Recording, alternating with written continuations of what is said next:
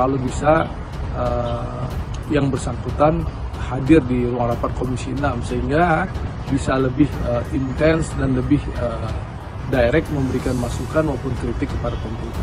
Tapi juga tidak lupa karena SBY juga bisa menang karena Anas juga. Lupa, ya. Dan Anas bisa ikut ngomong aja. Anas bisa juga membantu SBY jadi dewan pembina. Jadi kalau misalnya soal Kongres nanti sih terbuka lah semua. Ibas mungkin membanggakan dulu pada zaman SBY jadi Presiden Indonesia tidak ada satupun kasus COVID ditemukan di Indonesia. Mungkin inilah yang menurut Ibas yang menjadi indikator keberhasilan kepemimpinan SBY dibanding Jokowi. Oleh karena itu kita nggak pernah tindak lanjuti gitu. Harusnya kalau memang dia ingin mengungkap kasus korupsi itu harusnya keterangannya diberikan dalam konteks BAP gitu.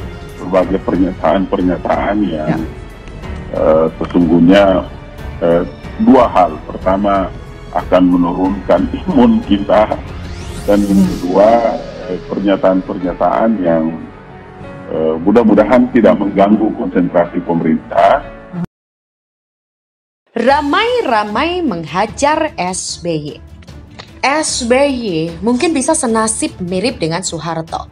Setelah berkuasa cukup lama, di hari tua justru tidak mendapatkan penghormatan dari rakyat. Setidaknya hanya Soeharto yang setelah lengser namanya berbau busuk. SBY mungkin akan menyusul Soekarno, Habibie, Gus Dur, dan Megawati hingga saat ini namanya masih harum. SBY mungkin tidak seotoriter Soeharto. SBY juga tidak membuat dirinya berkuasa hingga 32 tahun.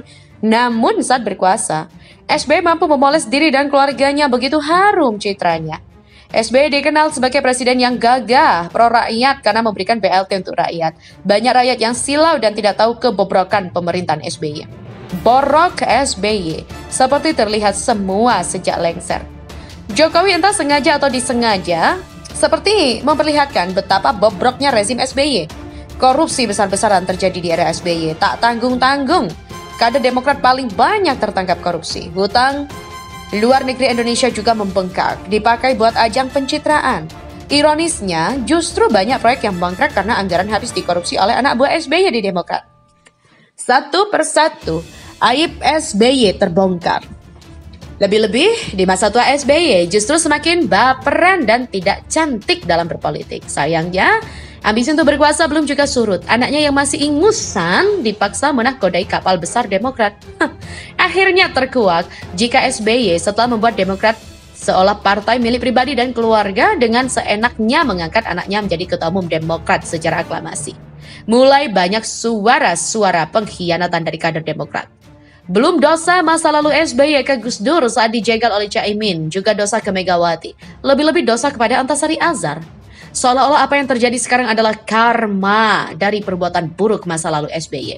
Simpati rakyat ke SBY paling hanya terlihat ketika Ibu Ani meninggal dunia. Wajar memang, sejat apapun orangnya kalau meninggal dunia ya tetap harus dikasih empati dan didoakan yang terbaik. Setelah kematian Ibu Ani lewat dan mulai dilupakan oleh rakyat, seolah-olah banyak orang yang ingin menghajar SBY. Gilakah seperti itu? Mulai terlihat ketika SBY memaksa AHY untuk keluar dari militer dan maju pilkada DKI 2017 silam. Sebelum keputusan ini dibuat, Demokrat masih cukup kuat, namanya juga masih harum. Namun karena keputusan ini, orang justru menjadi muak dengan SBY. Terlihat sekali SBY masih ambisius, seperti ingin agar dinasti Cikas berkuasa. Rasanya tidak suka, saya kira tidak hanya muncul dari masyarakat dan juga rival politik, dan juga dari kader Demokrat. AHY yang tidak pernah melakukan apa-apa sudah mendapatkan jatah cagup dari Demokrat. Saat AHY maju di Pilkada DKI 2017, seperti banyak sekali menginginkan AHY kalah. Antasari Azhar sampai keluar membuat konferensi pers menjelang pencoblosan. Tujuannya ingin melempar bom agar AHY babak belur. Terbukti, AHY hanya mendapat suara sedikit sekali. Padahal saat itu Demokrat masih termasuk partai yang kuat. Luar biasanya, AHY terus dipromosikan oleh SBY sebagai orang yang layak jadi capres atau cawapres di tahun 2019 lalu. Dan juga 2024 ini, lobby-lobby politik dilakukan baik ke Jokowi maupun Prabowo. Namun sayangnya upaya SBY gagal total. AHY tidak laku di pasaran. Meskipun awalnya Prabowo memberikan sinyal siap berkoalisi, namun akhirnya lebih memilih Sandiaga Uno. seperti banyak yang ingin ramai-ramai menghajar SBY. Setelah gagal nyalon di Pilpres 2019, SBY masih saja tidak bosan-bosan mempromosikan AHY. Dengan tak punya malu, SBY kembali menjalankan lobby-lobby politik berharap mendapatkan jatah menteri dari Jokowi. Sempat muncul isu AHY akan jadi Menpora, namun saat pengumuman menteri nama AHY tidak muncul. Seperti banyak yang ingin ramai-ramai menghajar SBY. Setelah gagal menjadi menteri, SBY masih saja ngotot mempromosikan AHY. Tak tanggung-tanggung dia menjadikan AHY Ketua Umum Demokrat secara aklamasi. Hal ini yang membuat petinggi Demokrat seperti Marzuki Ali membelot sampai akhirnya melahirkan KLB Demokrat dan memutuskan Muldoko sebagai Ketua Umum Demokrat. Fenomena aneh muncul, seyogyanya banyak masyarakat yang simpati dengan SBY dan AHY karena dikudeta oleh orang yang tidak pernah berkeringat di Demokrat.